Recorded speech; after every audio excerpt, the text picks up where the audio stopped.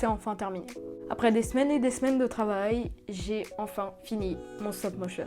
Dans cette nouvelle vidéo, je vais vous montrer comment j'ai fait, les mésaventures que j'ai eues en faisant ce travail, et en fin de vidéo, vous allez voir le résultat final. C'est parti.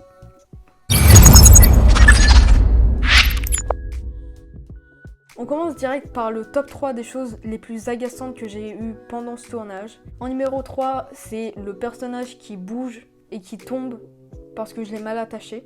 C'est atroce parce qu'à chaque fois je dois le recoller, l'attacher et c'est horrible. En numéro 2, c'est quand le décor change, mais genre totalement. À un moment, il y a un poteau genre qui est tombé et du coup ça a fait une bosse. Et le décor a totalement changé, donc il a fallu que derrière, en post-prod, je refasse tout et c'était galère. Et en numéro 1, le truc le plus agaçant et qui arrive le plus souvent, c'est bien sûr la panne de batterie. Ça m'est arrivé une quantité de fois pendant ce tournage, où à chaque fois je dois attendre 15 minutes que mon tel se rebranche et tout, et c'était horrible. J'ai eu pas mal de questions sur les réseaux par rapport à ce boulot, et en numéro 1, la question la plus posée, c'est comment est-ce que tu fais ce boulot? Alors ce boulot je le fais grâce à Fiverr. Pour ceux qui connaissent pas, c'est une plateforme où tu mets en gros en vente des services et il y a des personnes derrière qui peuvent te les acheter.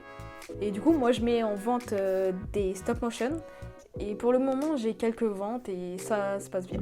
La deuxième question la plus posée, c'est quel logiciel est-ce que j'utilise?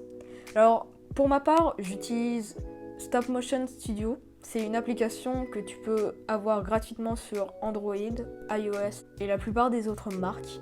Et franchement, elle est incroyable. Moi perso, j'utilise la version pro qui coûte, je crois, 5 € et tu l'as à vie. Et franchement, ça vaut le coup. C'était assez court, mais je pense avoir répondu à la plupart des questions posées. En tout cas, c'est les questions majoritaires. Et maintenant, place au reveal. Dans 3, 2, 1...